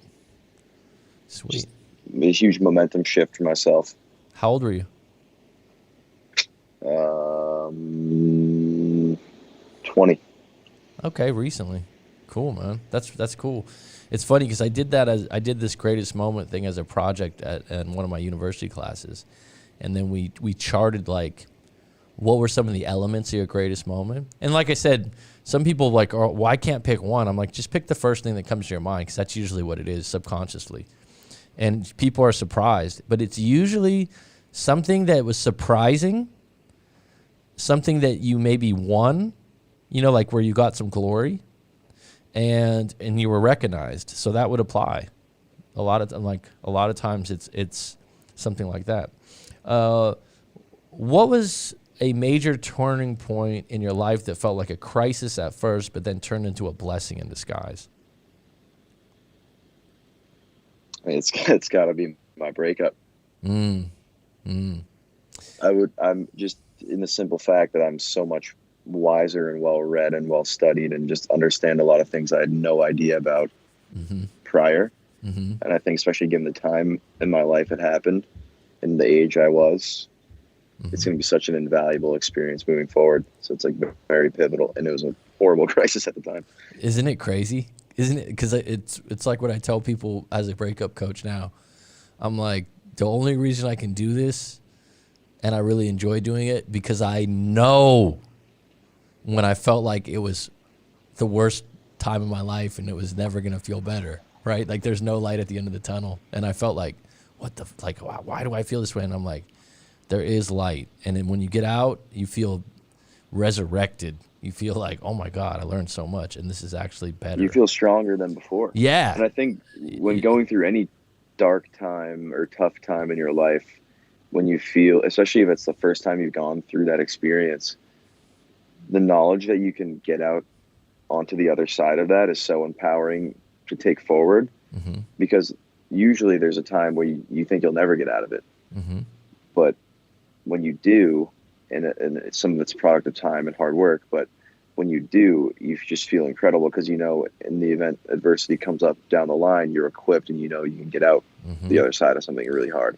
And I think that's the biggest thing that you can take from any hard experience is the knowledge that you can conquer whatever comes after. Right. I mean, talking to people that are veterans of like Vietnam vets, like my father's a Vietnam vet. He has some PTSD and he's had some issues with it in the past. But one thing about my dad is he's not scared of much. Do you know what I mean? Like he's not. And I heard a World War II veteran. It was like one of those YouTube videos. The guy's like 109.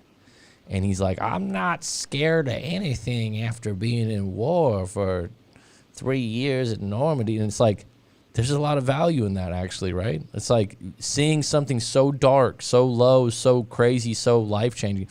And maybe a breakup's not on that level of war. I'm not going to compare them as parallel. But it is a point where you're like, here's what's interesting about a breakup like that. When we talk about a crisis, like your senses are all so sensitive, right? Like your emotions are all so sensitive, and it's all so new, and it surprises. I know it surprised the hell out of me. because I didn't realize it, because mine came in my late 20s. Yours is in your early 20s, but my bad breakup was my late 20s. We had been together like 5-6 years. But I think I was just a cocky fucker that I thought like, yeah, I could break up with you. I'll be fine. And then it was like, oh shit, this shit hurts, man. Because I had never been there before. It got real quick. And then I thought, oh no. But yeah, no, it's a life experience for sure. What's the best advice you ever got about dating and or courting women?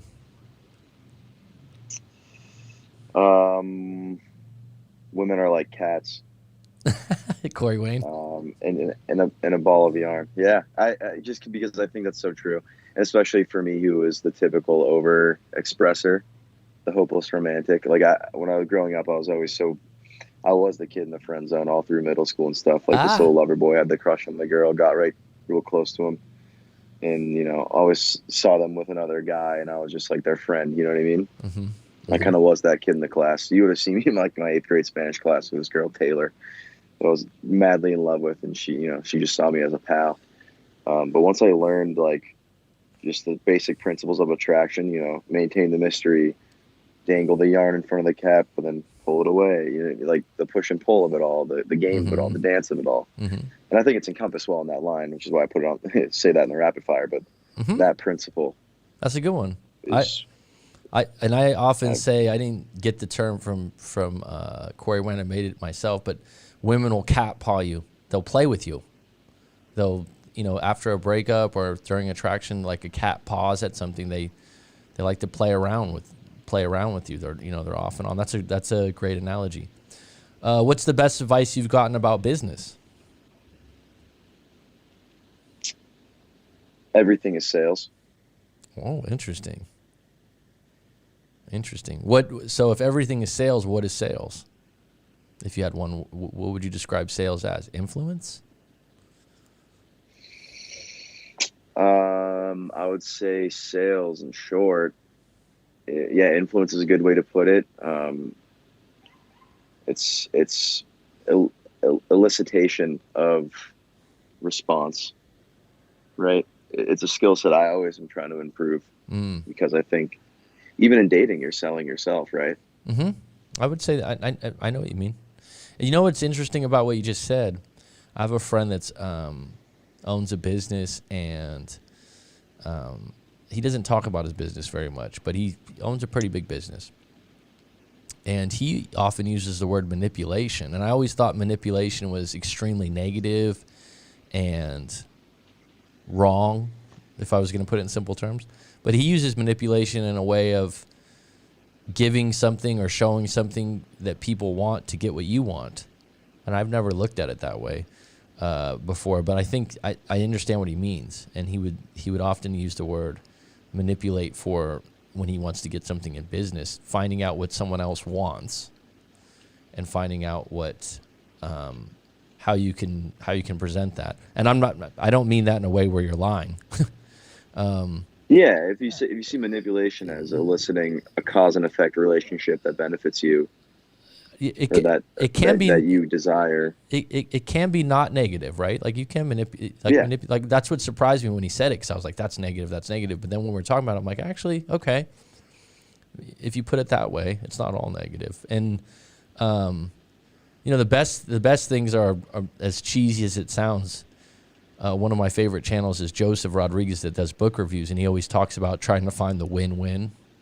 And that sounds cheesy, but that's kind of overlooked sometimes when in business is how are we gonna both win when we're doing a deal? Because you obviously can take advantage of situations in business where you make a killing and someone else is in a bad position.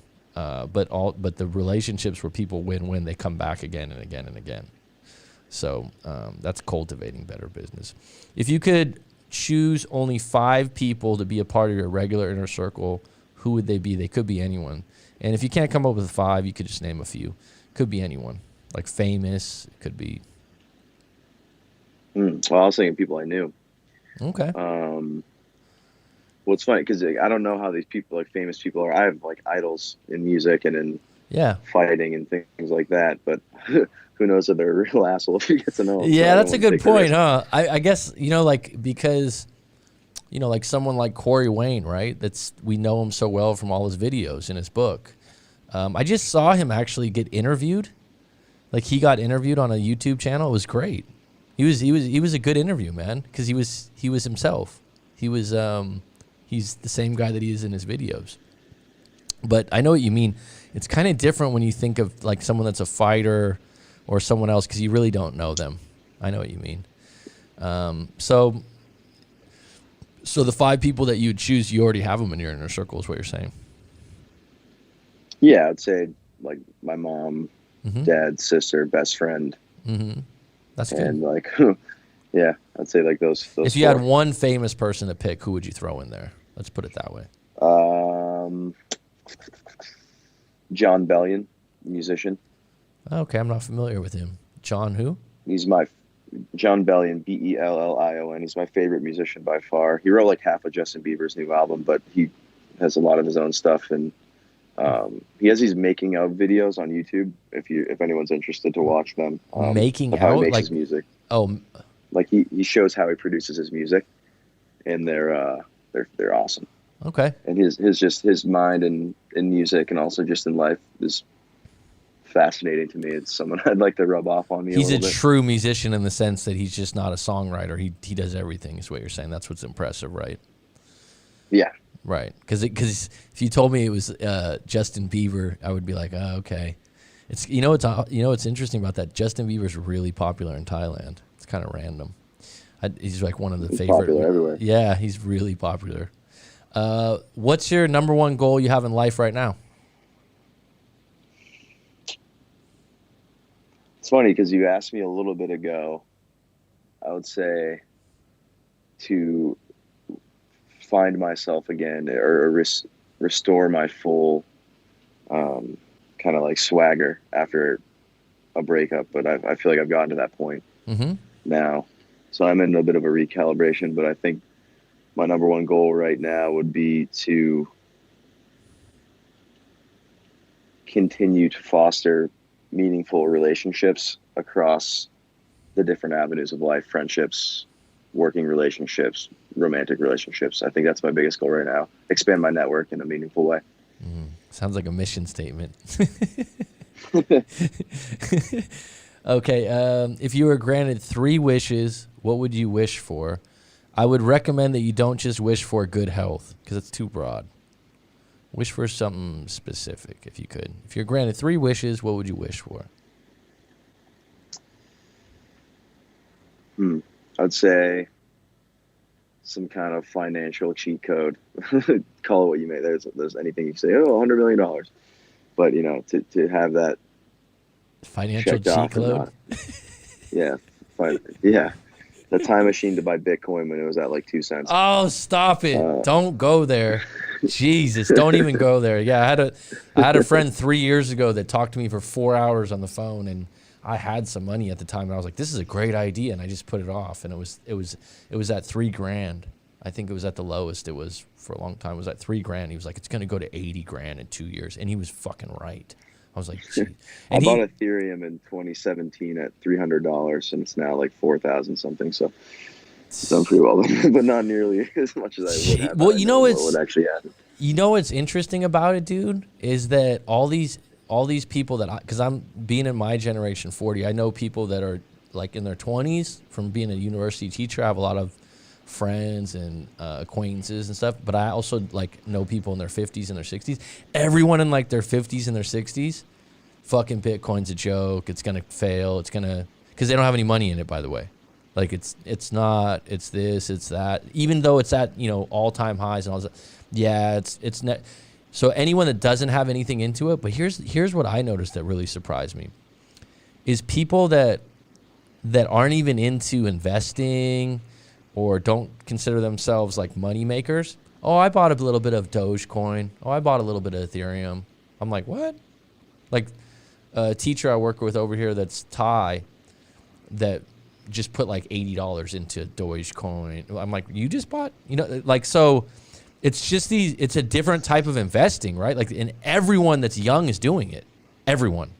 They're just not. They just don't have like millions of dollars like someone would have in the stock market. But it's being fed by a massive group. It's pretty interesting how quick this is developed. But yeah, that's a good one. If I could have gone back and bought Bitcoin at 2 cents, it's crazy, man. Imagine the people. There's a large amount of people I know that bought Bitcoin and then sold it immediately when it dipped at some point, like a long time ago too. They're kicking themselves. So you got a cheat code, Bitcoin. You got one more wish. Anything else? Yeah, it's got to be something around. I'm a hopeless romantic. I got to cover my bases here. It's going to be like lasting love, like finding a beautiful, beautiful, trustworthy relationship that's like just very rewarding. That is a goal of mine ultimately in life, to find like a great person to have a family with, something I value. Okay, good. Sounds good. What advice would you give someone if they are having relationship issues? We kind of already talked about that, so we can skip that because we talked about the protocol. What was a turning point for you in feeling more confident with women? I can remember, it's so funny.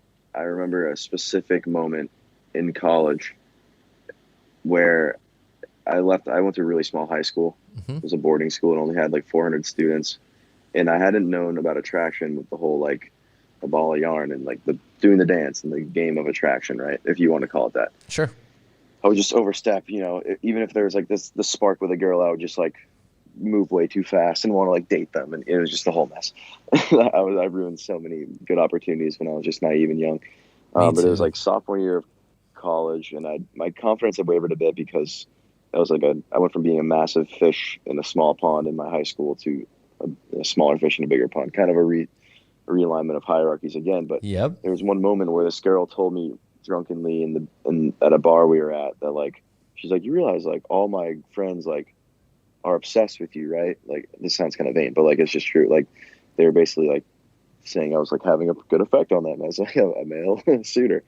And then like it was that moment in particular I kind of realized like, oh, like, girls are really into me at this school. Like this is going to be good. But it's a specific moment, and that had been maybe 2 months after I started watching Corey Wayne and learning about attraction. Mm-hmm. That was like my first real dive into actually like being scholarly about this kind of stuff, if that makes sense, and doing my research and actually trying to learn. Mm-hmm. And so to have that, I just remember the scene and everything, like exactly what it looked like. It's such a vivid memory because it was such an epiphany for me at the time. What do you think? Because I'm with you. When I was in high school, even when I was in my early years of college, I didn't have trouble talking to women. I didn't think I was ugly or anything like that. I wasn't highly insecure, but I did have trouble with, like, like following up and going for the date and things like. Yeah, my issue was always, it was never the initial attraction. It was always escalating to a relationship. Where I dropped the ball. Me too. I found out later on that it had a lot to do, this might be deeper and for another live stream, and I might have mentioned it before, but I found out when I was doing some deep work with hypnotherapy and kind of coaching myself and going through some questions, I'm like, why was I like that? And it bubbled up when I was a kid, a couple things that happened to me in relationships, in relation to what I had first come across with intimacy in adults, that had put up this wall for me that, like, it's not good to be intimate with women. I never knew that was there. But I think that most guys, I'm not going to speak for you, that's something I realized later on. I was like, oh shit, that was my walls, that I witnessed something that was pretty bad with intimacy when I was young, and I had closed the door on that. And I think I was great with flirting, and like I said, I remember one friend went off on me one time, a buddy of mine. We were like 16, 17. He's like, fucking girls like you, dude. It's like, I wish they liked me as much as they liked you. And you don't even fucking move on it. Like, he just got all pissed off. I was like, what the fuck? Because I think a girl he liked me. But, yeah, I think a lot of times we're just scared of rejection too. It's like, you see it and you think that. But then what I found when I was younger and anything else, you get momentum, right? Like you definitely. You hook up with a cute woman or chick or whatever, or you start having a few like you or something. It's momentum. It's not as difficult as it was the last time. All right, final one was What would you recommend someone if they got friend zoned? What would you recommend that they do? That's a good one because I have vast experience. Mm-hmm. I would say just it's kind of like a no contact in a way. You Mm-hmm. just like if you don't want to be in the friend zone anymore, like don't treat them like your friend. Distance yourself, and then if they ask why, you just got to be real with them and kind of just tell them. I know they say, "Oh, just don't come out and say what you feel," but when you put that much time in with a girl, escaping the friend zone is different than attracting from the outset because you've presumably hung out with them a lot. But you have to be very bold. I think that's the one like boiled down thing to say is be bold and just be like, listen, I like you more than that, but if you're not into it, all good. But I don't really want to be just friends with you, so I'm gonna keep it moving. Very good. Because once you accept friendship after that's on the table, then you're essentially accepting the status quo, and it's not attractive to do that. I agree. I always tell people, be honest with yourself, be true to yourself. Are you up for a covert contract where you're hoping that if I do this, and this as a friend, it'll work out? But I have said before, I said it yesterday. We talked about friend zone quite a bit with the guy that was on yesterday. That you can be friends with a woman, you can be friends with a woman that you're attracted to off and on, but really liking them and then not making a move, you got to go for that polarity of almost going, well, if she rejects me, at least I know. Fuck it. Yeah, you got to polarize, exactly. Yeah, that's the best word to put it, and that's a great way to put it too, because it's a cool term, polarizing it rather than just getting rejected. Polarizing means you just get an answer and you can move, right? So, we've gone an hour and a half. I want to thank you for your time, and maybe you'll come on again. And someone had mentioned already in the comments that they don't believe you're 24 years old. You're very mature for your age. And it's great having you on, man. I think that it was fun to talk to you again about this. Sorry I got the one day wrong, but this will help me out because tomorrow I'm fully booked for the day. So, and I want to congratulate. I think you said last time that you got a promotion at work. I did, yeah. Congratulations, man. That's cool, man. Like, it's good to hear shit like that because right now during COVID and all this other stuff, we hear a lot of down stories, but you're doing really well. So, I'm happy for you, man. You deserve it. Do you have any closing thoughts? Nothing crazy. I mean, it's just I always like hopping on.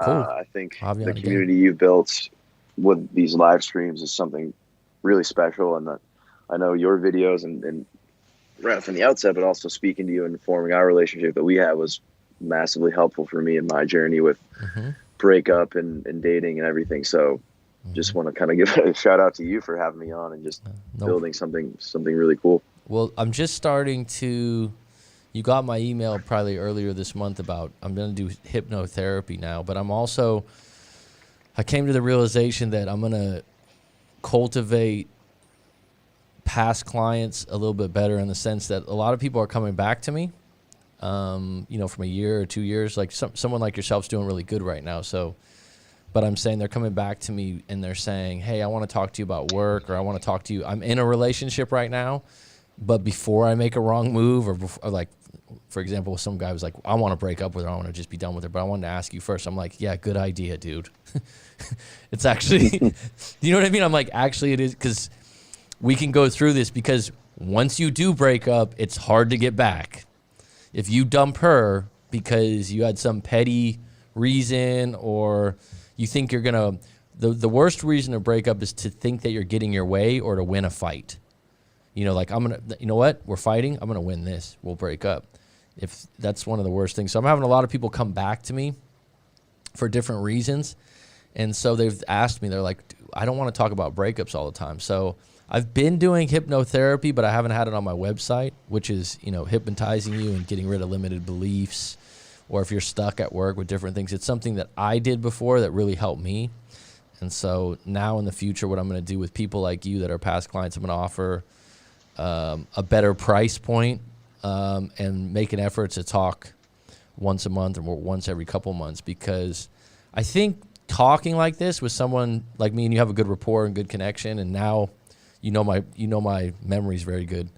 I have a file on you, so you don't have to go through all. I know all your stuff.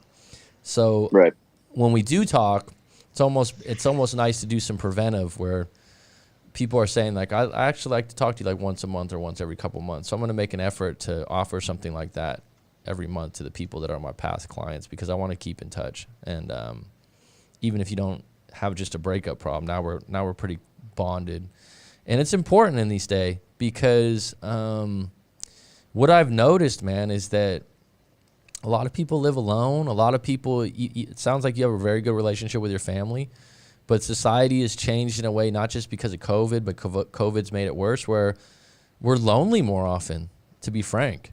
Like we've developed into living on our own quite a bit, which is good. But I've noticed that some of my clients, they just need someone to talk to for an hour or 2 hours that listen. It really is therapeutic, because our conversations with our colleagues and friends, a lot of times they're not that deep. They're not that deep. And so we need or that. vulnerable. Right? Yeah.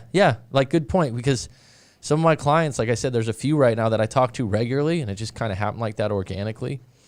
And they're just like, I just like talking to you about, everything, because like I said, the world's changed in the sense that get a job, be independent, have your own apartment, do these things. But there's, I think humans evolved too to have like a tribe, to have a group, to have people to lean on.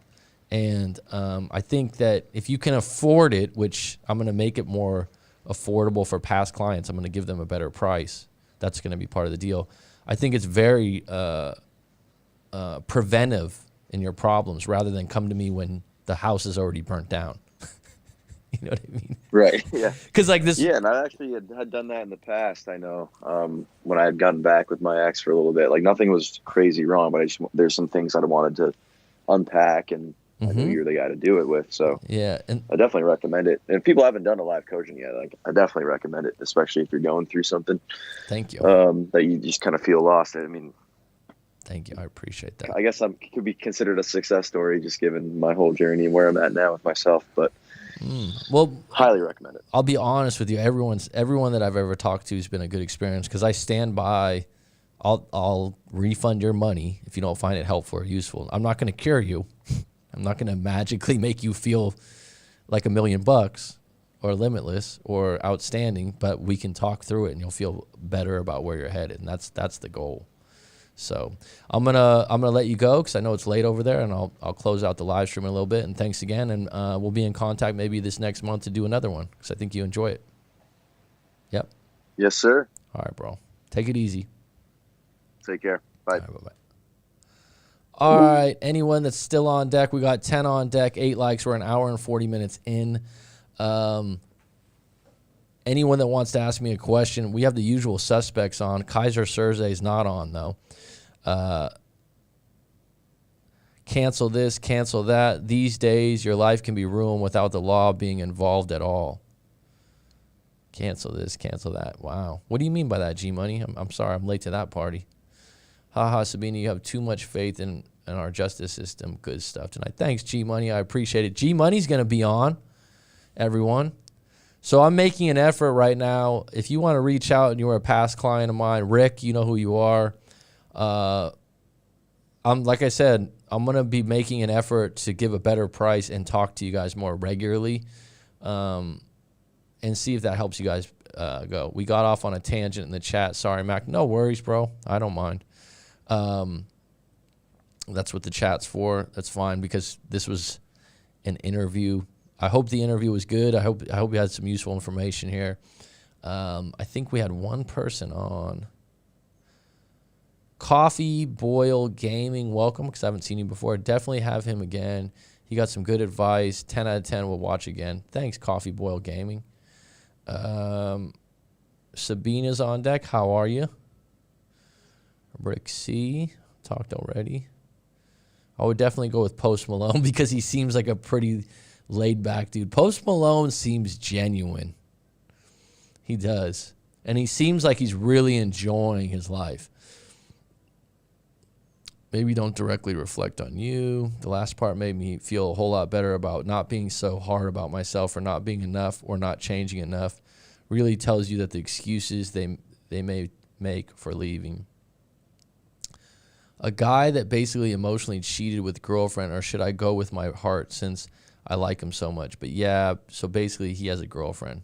I hated being in the situation, so I cut him off completely. It felt like a breakup. That never happened.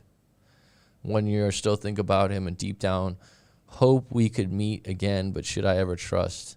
Wendy, I would highly recommend a live coaching session. If it's been 1 year and you still think about him deep down and hope we could meet again, let's unpack that mother. That mother. I found out he had a crush on me even before. Okay, so you got a lot of stuff here. Wendy A. There's a guy I had a crush on and came clean to him about my feelings. I then proceeded to tell him that we should distance ourselves as he has a girlfriend. Well, having a crush on someone that's already with someone is a no-no. Actually, let me take that back. You can have a crush on them. You could read the menu and still not order, correct? It's like I like dessert. I like cake. I used to like ice cream.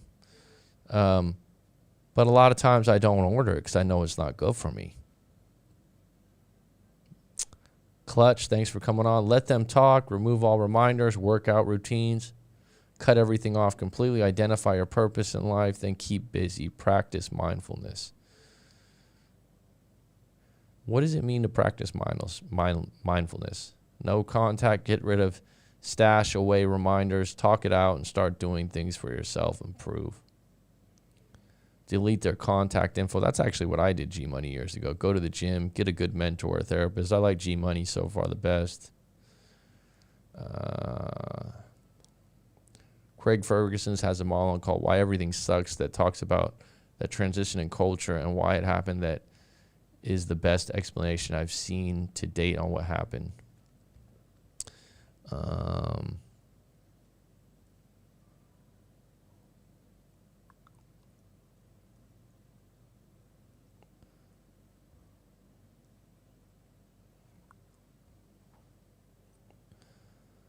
Coach Mac, work had been crazy. Got some time to breathe again. Always know my way back home. Well, I'm happy you're busy, man. That's good. Make your paper. You're going to come out to Thailand, right, to visit again. Mindfulness is a sign you are healed from previous traumas. Really? I always thought mindfulness was when you're able to look at your thoughts without impulsively acting on them. I could be wrong, though. I mean, everyone has a different definition. It's almost like something pops up negative or something pops up impulsive and you're able to stop it, suspend it, and then go, is this good for me or is this bad for me? Does that make sense? Sabina, we'll have to get a session pretty soon. We got to talk if you're still interested in doing some coaching training. I'm changing the website again. So there's, which I'm actually really excited about because the current website I don't like. What are the restrictions for Thailand at the moment, Coach? They're changing every minute. July was supposed to be a date that you could come in here. I think if you have a vaccine and clean COVID test, I think if you come over here, you can travel here, but you do have to do a quarantine for 14 or 10 days, and you have to pay for the quarantine. So, but I will say this, Rick, knock them out the box, Rick. It is gorgeous here right now. There's not many people on the beach. I mean, I don't post that many photos on Instagram about Thailand because they almost look fake, to be frank. I think some people think they're like Photoshop or something. It's gorgeous here right now. It's beautiful. It's beautiful. Absolutely beautiful. Rick, let me know if you want to do one of my hypnotherapy sessions. I would love to have you jump in on that. Anything, any limited beliefs, anything you're stuck on?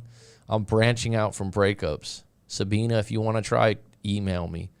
I'll send you my special package for the month. But if you just want to try one, it's been going really well.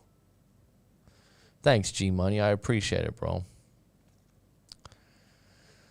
It's funny because I had someone helping me with that. I had picked all these quotes, and then they would post the quotes. But people just like pictures on Instagram, don't you? All right, folks, it's been a real pleasure. Sabina, always happy to have you on. Rick, knock him out the box. Never trust a big butt and a smile. Please do, Rick. Let's get in contact, bro. If you eliminate toxic people from your life, then you can practice mindfulness much easily. Leave the past. Enjoyed the stream. Thanks, Rob. That means a lot to me because you're probably, you know, if we're going to rate live stream members on the channel, Rob, you're going to have to be number one right now in the standings. So you count, my friend. You count. Rob, you want to try a hypnotherapy? Rob's always like, I don't need any help. I just like to listen.